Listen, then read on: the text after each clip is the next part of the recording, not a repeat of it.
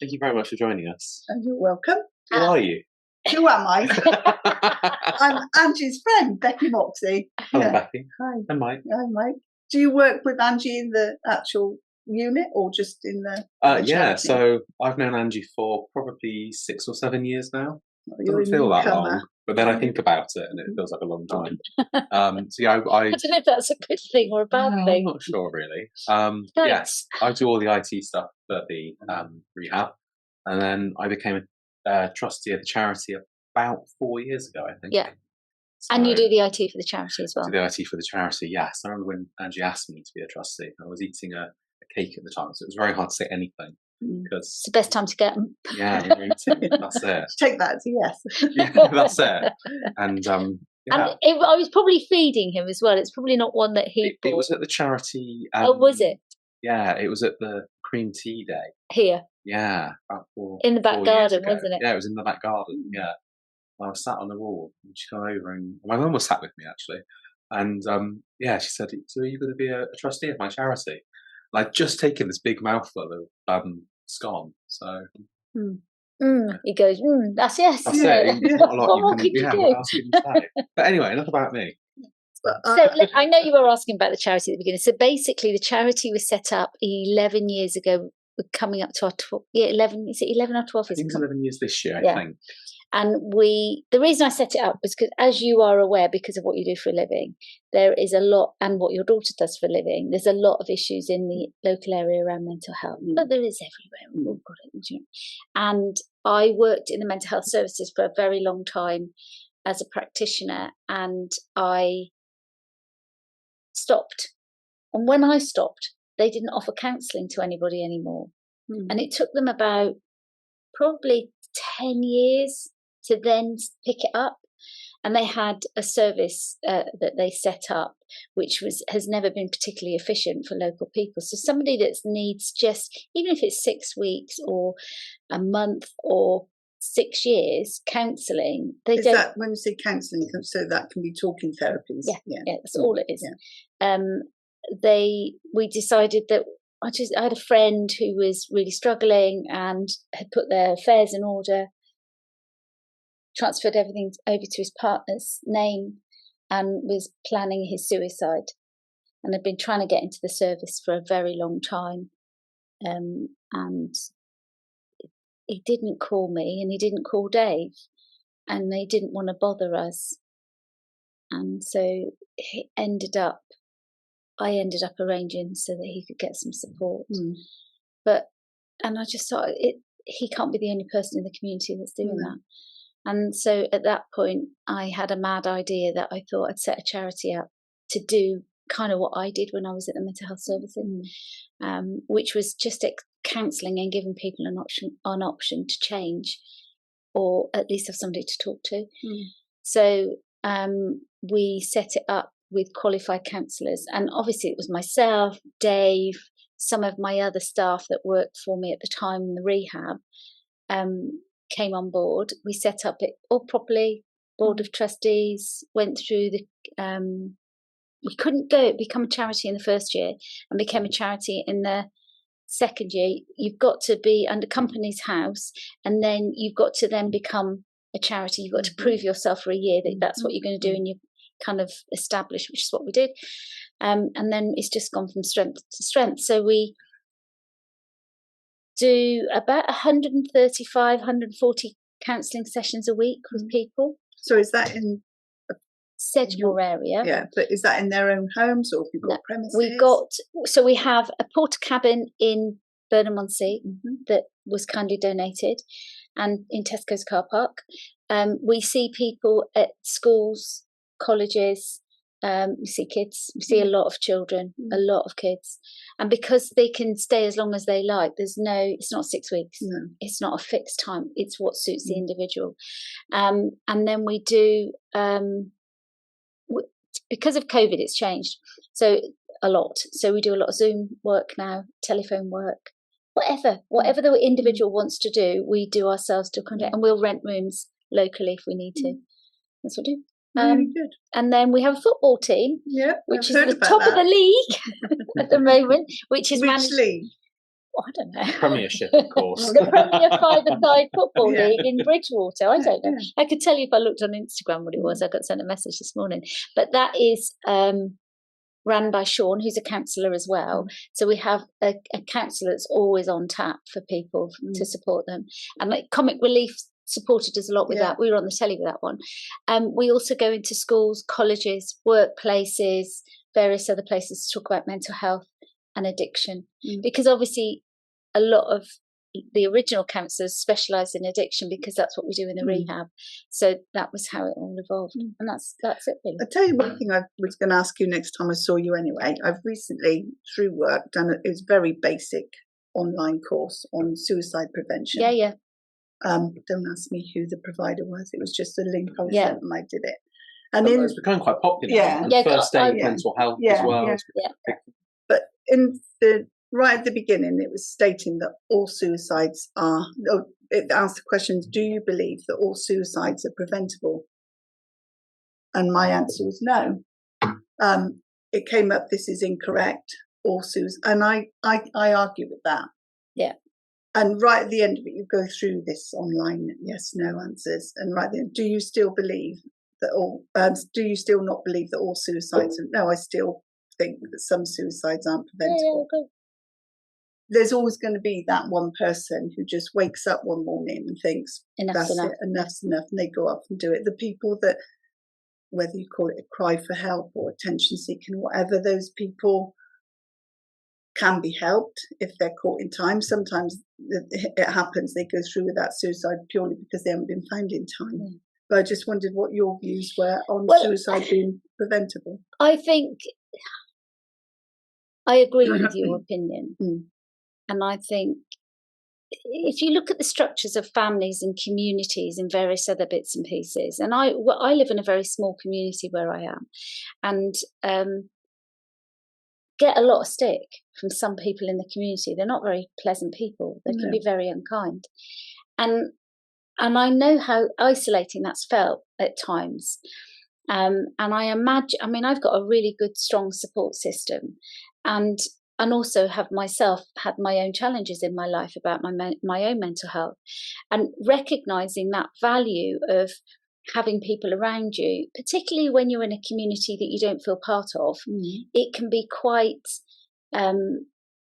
If I didn't have the support system that I had, I think I'd probably have elected that choice at some point, which sounds incredibly flippant, but it doesn't. It's because sometimes there's no way out, and some people do genuinely feel like there's no way out, and it's quite an emotional time. And I understand. I completely understand why people want to stop the world and get off, because they don't see any change in their circumstances. And I don't think talking to somebody necessarily is going to change that. And some people's circumstances are so extreme as well that they're unbelievably extreme. Do you understand? But that emotional trauma that you feel when you're at the end of what you feel is enough's enough is enormous, and it takes a lot of courage to not take your own life. Oh, it does. But I think the majority of people, if they're struggling, if there's things going on in their lives, you pick up on a little bit of it, if not all of it. You think, well, they don't look so good today, or they look unhappy or what. But I can think of one person in particular who they took their own life, and I just couldn't ever imagine them doing that. I mean, where did that come from? It's not that I knew them very well, but what I did know about them, I just wouldn't have seen that coming. But we never know what's going on behind closed doors. Completely, we don't. I think, and some people are clever at putting disguising that, and those are the people that you're not going to prevent. I completely agree with you, and sadly, because of the way sort of the system, if you like, works, when they are in that crisis point and they need to be able to speak to somebody, there's so many barriers in the way to actually get to speak to the right type of person, right counsellor or whoever.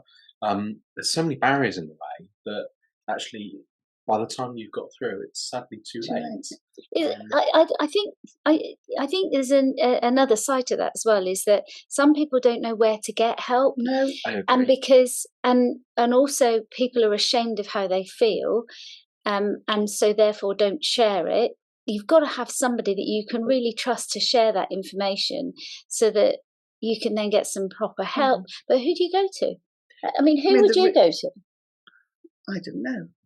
You probably. Yeah, exactly. And but that's it, isn't it? You've got, and a lot of people come to me and ask for help, and it's like, and that's okay, but so who do I go to? Do you see what I'm saying? And it's that there is that cycle where, I mean, I'm fortunate. I have a really, really good supervisor who's a counsellor, and I spend time with her. And she's fantastic. But it is that point where, does the person that receives that support, gives that support, where do they go to? And it's like the boss at the top of the thing, or the successful businessman, or you know, before you know it, you've accumulated a lot of. But there's some people I've come across that they've struggled with their mental health and been unhappy for so long, they just accept that as being normal. That's my life. That's I just have to get on with it. And they've never gone looking for help, because they've accepted what it is. They've got to. Yeah. But that's like having arthritis, isn't it? Yeah, you accept what you've got and you go with the flow. Some days you get. But even like I said, even if people do then go for help, the resources are so stretched. I don't think that'll ever change. It's also the waiting times. You know? So we were chatting on another podcast about somebody who, you know, they were having to wait over a year, and they were at crisis point, and it was just insane. You know, you have to be at crisis point to be near the top of that list, and even when you're at the top of that list, you're still talking of waiting for a year. A really good friend of mine. They were about to jump in front of a train, and you know, they tried so many times to speak to somebody, and it just never happened. And I think luckily on that day, you know, they phoned Samaritans who talked them down essentially, and then was able to then be at the top of that list and get the help they needed. But it was, you know, it was almost beyond crisis point before they were able to get to the top of that list. And I think that is such a shame that, you know, this country and other countries are in this state where we don't have enough resources to support them. No, but I also think that we've got a huge amount of, I don't know how to term it, but embedded mental health users, that they're in the system, and it's a block. It's a block. They're in it, and in that respect, I feel sorry for mental health services, because they keep giving and giving and giving. There's only so much to give. There's sometimes you just have to think, we've actually done everything we can here. Yeah. We've given you every resource, but you have to, I'm sure they have to hold something back, because otherwise what is there to is there nothing else to give? But there are some people that do abuse that service as well, because they've got other issues in their life, whether that be addiction or domestic violence or whatever, that when something happens to them, instead of going to a specialist domestic violence service, it's easy to go to mental health, because they always bail me out. They always give me something. They give me something. But it is, I mean, like I run a rehab, as you know, but in the rehab, we work towards people becoming independent and self-reliant. But I think that's what families did. So, you know, you have your kids. Look at your family, for example. You've got family. They've gone on, they've got themselves their own lives, they're independent, they know they can come back to mum and dad. But if you look at how families have broken down, communities have broken down. You know, I mentioned to someone, I was out riding the other day and mentioned to somebody that, you know, their dog constantly chases the horses up when you walk past. And I said, you need to... mine, is it? No. And I said, you need to be careful, because if an accident occurred, it's going to come back onto your shoulders. And I was faced with a barrage of abuse.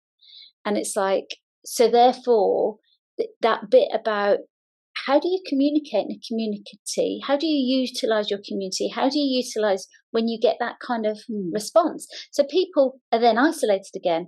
Whereas for you, your kids, your family dynamic, similar to mine, is there's a problem, they come to you, and your wider family, and then your wider community. Your kids would come to me. Do you see what I'm saying? So, and it's a little bit like Mike's got his mum and dad, and and it gets like that. But when your mum and dad's divorced, and your granny lives 300 miles away because the family's moved because of work, and it's broken that. We've lost that. Yeah, we have lost it. So the natural place to go to is somebody that you trust in the mental health community, or your doctor, or your whatever. And I think one of the things that we, as a charity, that we've done recently, we've implemented, is we've now implemented a review process. So that actually our counsellors will work with clients to, sit down and review where they're at. Have they made progress? Do they still need support? Do they need a different kind of support? Do we need to signpost them? So that actually, because we've got a massive waiting list. I think we've got a waiting list of over 30 people. And we've had to actually close the waiting list at the moment. We're not accepting any more because we're so busy. And what we want to do is ensure that people are getting the right support they need, but also themselves making that decision that yes, they've made progress, and yes, it's time to move to a different service, or it's to change how they're receiving some therapy. And I think, I don't know how it works in some of the statutory funded organisations, but maybe that's something they need to look at as well, to try and move this backlog, and also look at all the other services that are out there. If people are having financial difficulties, is there another organisation they can refer them to?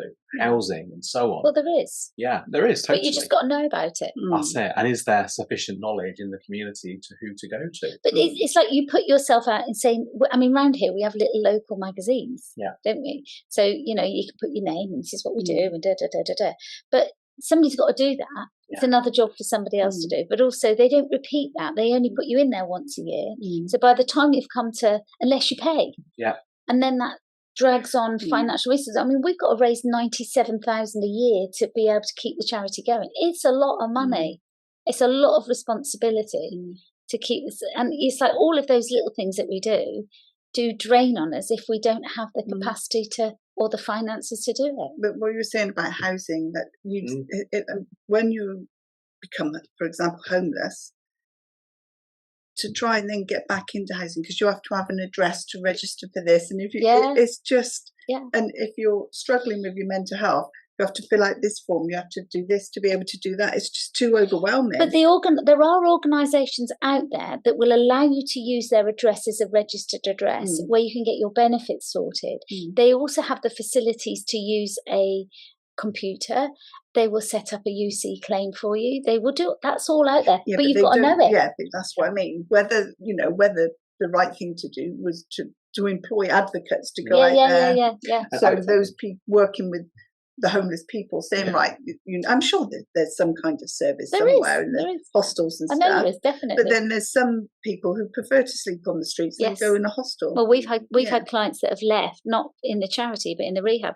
We've had clients that have left because actually they don't want to live with a roof over their head. They want to live with the stars over their head. And I know people I see in Bristol that I've been taking duvets to and giving them sandwiches and cups of tea for about 8 years. And I often talk to them about, why don't you? No, I'm all right, miss. Yeah, they like it. That's it. It's funny what you're saying. So I've been a landlord for about 5 or 6 years now, and I actually came across a charity the other day that based in Weston-super-Mare that does exactly that. They help you with an address. They even help you with your deposit bond. And it's a charity that's run by the church, but I'd never heard of them.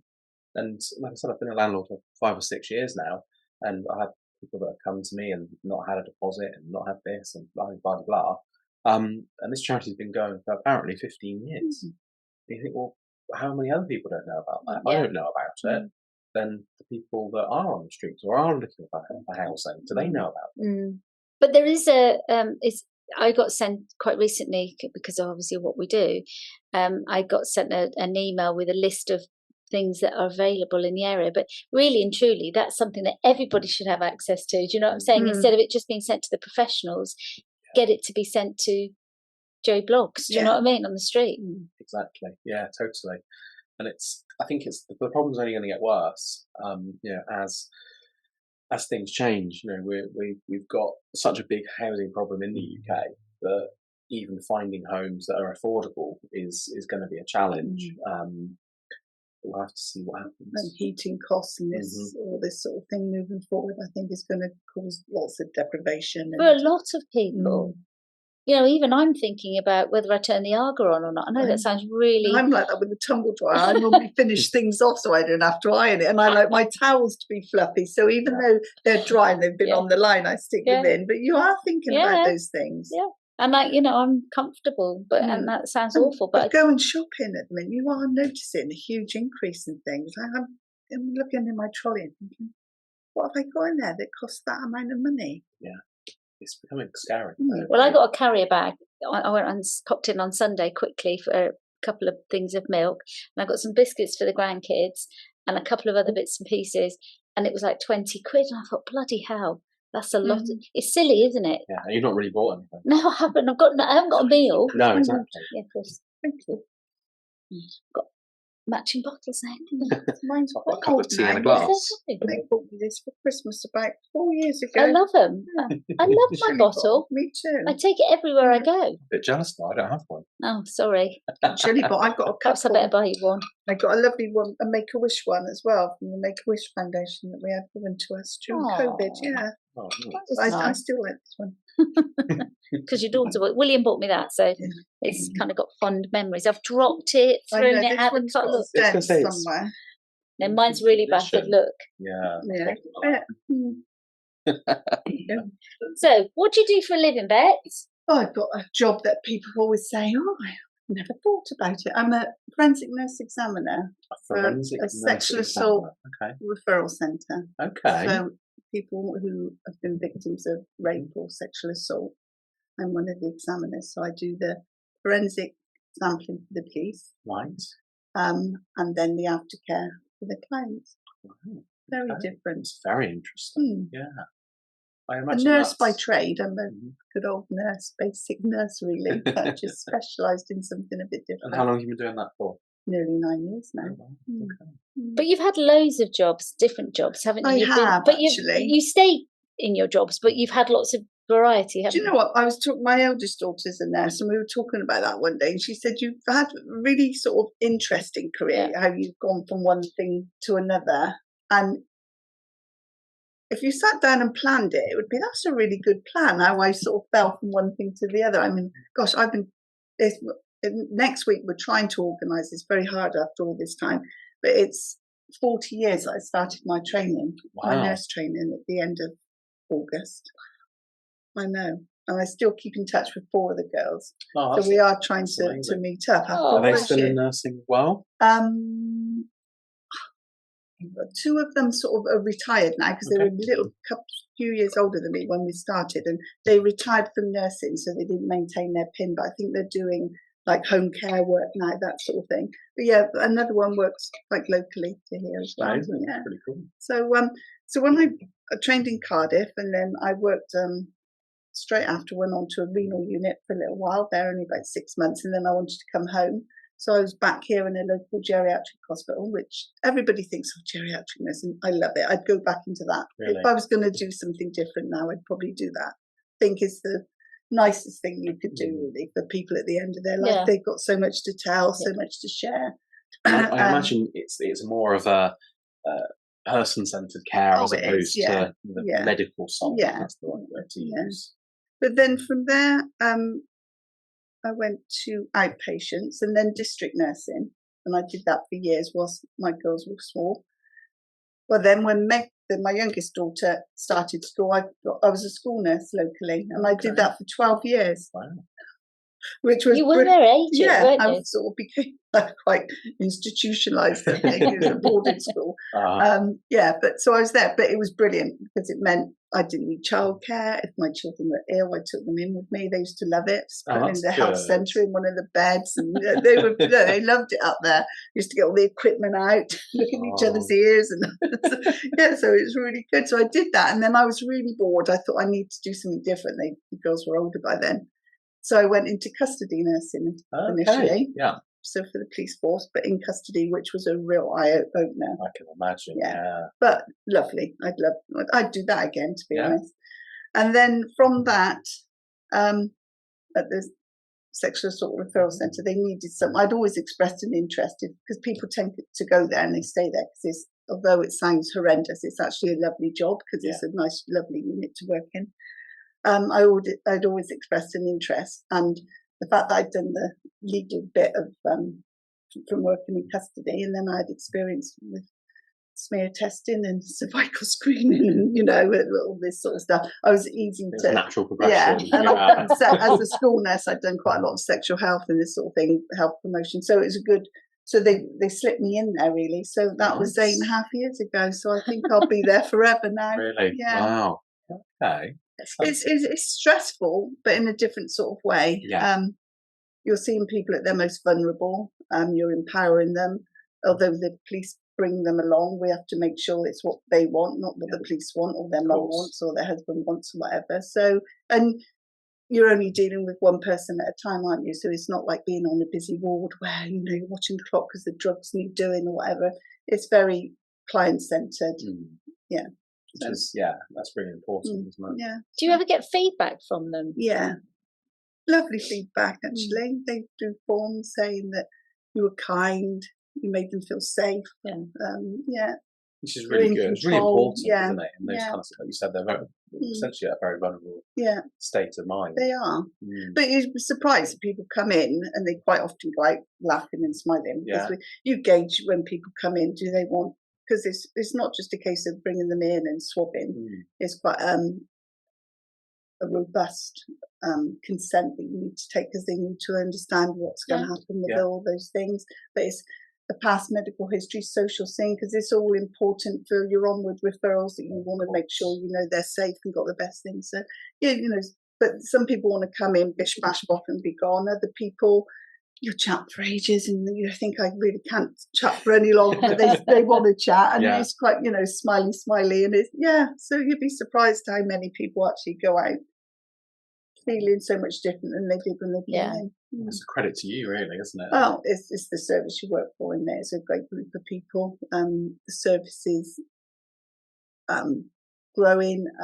There's going to be many changes and this sort of thing. You know, looking at widening the support because, again, with counselling, that is always historically there's been a long waiting list, but they're employing more counsellors, and you know, it's that aftercare is important, I think. But but counselling isn't the resolution to it all, is it? And I think sometimes there's an awful lot placed in that. You know, people think it's a miracle cure, but there is not. No, it's not. It is a level of it's up to you to make the changes. You don't allow yourself to be a victim of those sort of things. You learn to. Well, I'm not a counsellor, but you don't ever want anyone to feel that they were a victim for the rest of their lives. Making them feel that they're in control of their life and what happened to them was terrible, but you know, there is a future. And I mean, I love the fact that, because, you know, when we were, because we're roughly the same age, and I'm older than you, but when we were younger, those services didn't exist. If you got raped or the service has always been there, but it was very different. I mean, back even going sort of, I think don't quote me on this, but about 12 years ago, before these services were set up in our area, if you were raped, you went into the police station, and the local doctors were the police examiners at those points, and they'd come in, and the police in the room, they would take swabs. It was very different back then. It was, you know, there was no difference between being a victim or a suspect at that point. If you were the victim of rape, you went into the police station and had the doctor who did the swabs, I believe. And you know, to this day, the suspects, that gets done in custody, but understandably so, because they've been arrested for that. Of course, you know, they're innocent until proven guilty, but they're still realistically, you know, that was done. But that's how it was. So the service was there, but not in a very caring or nice way. I don't, like I said, I can't say exactly when all that changed, but I think in our area it was about 12 years ago. I remember when I was a little girl, a situation occurred, and drinking water. Why don't you just hold on to it? And I went to situation happened, and it wasn't a very pleasant situation, and the police were called via the school. Actually, the school had called the police, and I was part of what had happened. And I remember vividly, and I think that's the thing, you remember when a not a very nice situation occurs to you, that your memories of that very rarely fade. They're always there. They're not there every day, but when there's something that reminds you of it, or like a conversation like this will take you back to that specific situation. And I remember the police turned up at the house. I was living with my father at the time, and there was nobody else. And I hadn't discussed it with anybody. I hadn't told anybody apart from this one person at school. And this one person at school obviously told a teacher. Nobody had approached me at school, and the police turned up at the house completely all by surprise. So it was a little bit of a difficult situation. But the woman that came, they sent a policewoman, and she was the kindest lady I'd ever met in my life. Completely handled the situation amazingly. And that was, I'm coming up 60, so that was a long. I mean, I must have been 8 when that happened. I really think when something bad has happened to you, the first people you see has a huge impact on your recovery. Yeah. From definitely, that thing. Definitely.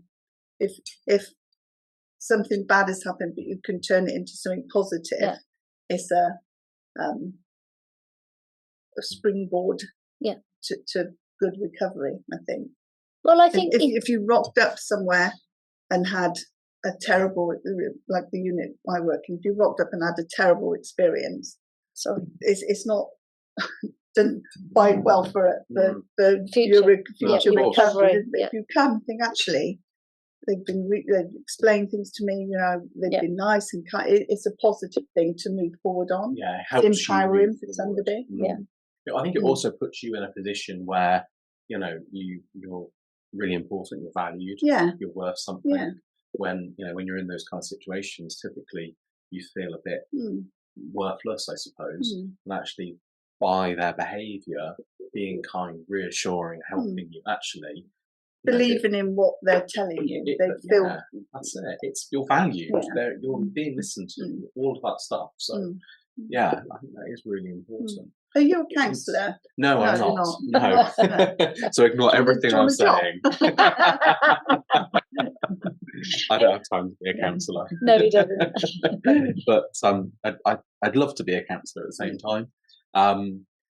But I think going back to what you were saying about the service that you're part of, I was sitting here thinking, on one hand, it's a massive shame that we've had to create that service because there shouldn't be that much demand for that service. There is, though. Yeah, and that's what's really sad. But at the same time, it's great that there's people like yourself that are that. But what I do is just a very small part of it because the amount of stuff that goes on, I have no part in whatsoever. His historic things that people have just found the courage to speak up, and there's still support there for them all these years, and there's still convictions and there was something last year that I think was something happened best part of 60 years ago, and there was a positive conviction. So that is still there, and those sort of things give people hope.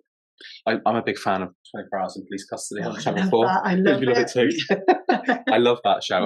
Again, it's really the story is really sad, but it's fantastic to see the convictions in that and the stories, and a lot of those are historic. That's the word, historic. And it's the support that's shown all these years later. There's one that came out very recently, and a whole new team involved. And it was something that happened, I think, nearly 30 years ago. I know. Yeah. Was that the two sisters? No. That was something. It was on The Little Boy. Oh, right. I don't know if you saw that one. It came out about a month ago now. And it was this whole new police team got involved, and the tenacity and the effort that they put in was just remarkable. And it's great to see that you've got people that are so dedicated to their jobs. Yeah, particularly around sexual health. The conviction for rape is so low. They've had to relook at it, and that's why there's specialist units in police forces now. It's not just your regular referral officers turning up. There's specialist units. There's likewise with the child sexual exploitation, the human trafficking. There's special divisions for each of that now that they're specialising, they're targeting that area. And I think we'll begin to see improvements. It's not going to happen overnight. It's not. Many years ago, probably got to be 8 or 9 years ago, I was doing a lot of voluntary work with Scouts, and I was actually a COP trained, I don't know what you call them now, but someone that went in and did these talks about, the importance of online safety. And, even some of the music from the video clips that you play, I hear the music now on the radio, I'm like, it takes me straight back to those videos. They're really hard hitting. I don't know if you've seen them. But it's great that those things are available, have been available to help educate people, especially around the online side of sexual abuse and things. The grooming and we see a lot of that. And the thing is that people are quite naive to it because it's not happened to them, or they think it's not happened to them, or they think it's not happened to a family member, but it's happening around the corner from you. Absolutely. And the community, and the community just don't actually acknowledge that. Sorry. Social media has got a huge amount to answer to with these dating apps and stuff. And I think we need to educate young people. We can't do it enough to stay safe, because no matter how many times they tell you you're chatting to this person, but he might not be an 18-year-old guy. But even the people are getting together and putting themselves in such unsafe environments. And it's about education and keeping. It's so easy to set up another profile or person online. I mean, I set up the charity's Instagram a couple of months ago, and there's no checks. There's no checks that actually that is the charity that's setting up that Instagram account. And you think, well, it's so easy to add those checks in. Why are these big social media companies not doing it? Checks. Yeah, no.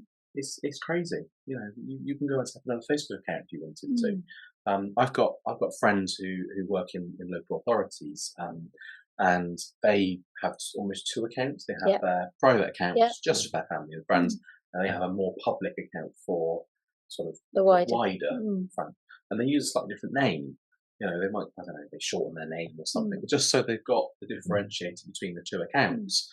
And you think, well, why have you got 2 accounts? You shouldn't need 2 accounts, but also why have you been allowed to set up 2 accounts? Without any questions being asked. Yeah, that's it. But we've got, I mean, obviously, people are really careful what we do for a living, what Facebook, and we've got people that have just got different names. They haven't got different accounts. They've just changed their names so that they've got a little bit of privacy.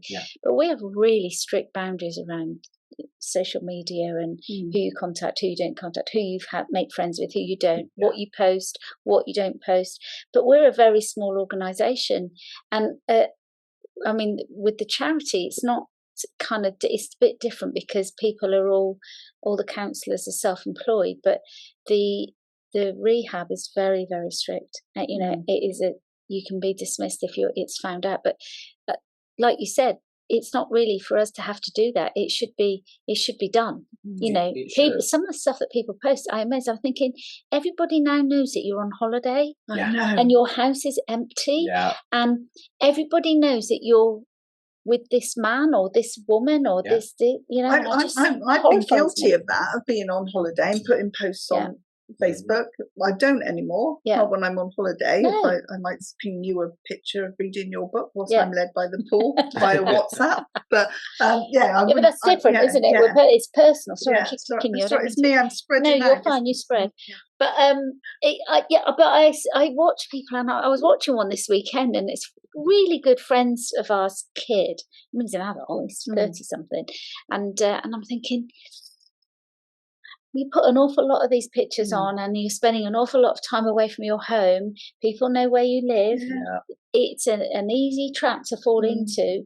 And Dave and I went on holiday at the beginning of the year, and I posted nothing and said nothing, and somebody said, "So when are you going?" I said, "We've been." Because I use it purely for work and only because Will nagged me to do it, but other than that, and the charity. But you're not on Facebook. You're only on Insta. No, whatever I post on Insta goes straight onto Facebook.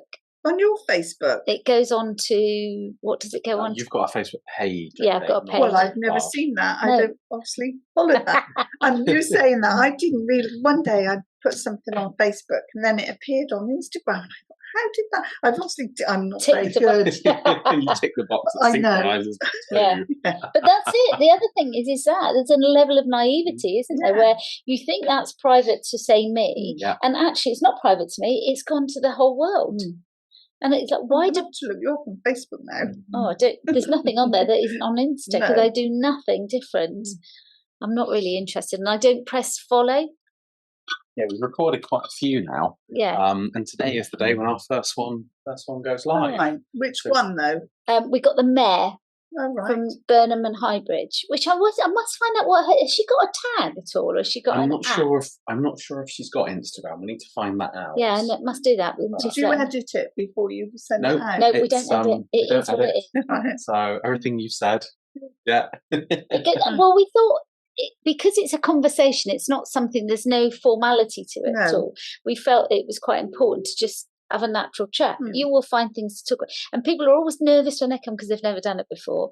And actually, surprisingly, they always have lots to talk about. And then time flies by. Yeah, it goes really quickly. We don't want it to be longer than an hour. No. I think people get bored.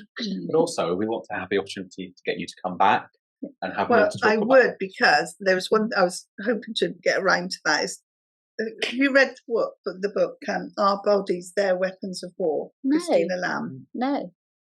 It's all the history of how Christina Lamb is a war reporter, isn't she? Yeah. Of how over the year, going back to sort of hundreds of years ago, women's rape has been, or the abuse of women has been used as a weapon of war, and right up to the present day, because it's been happening in Ukraine, and it's raising people's awareness of what's happening to women all over the world, even with the Boko Haram and but you must read this book. Is it going to bring up horrible stuff for me? Because I avoid things that may do link me back to my own stuff.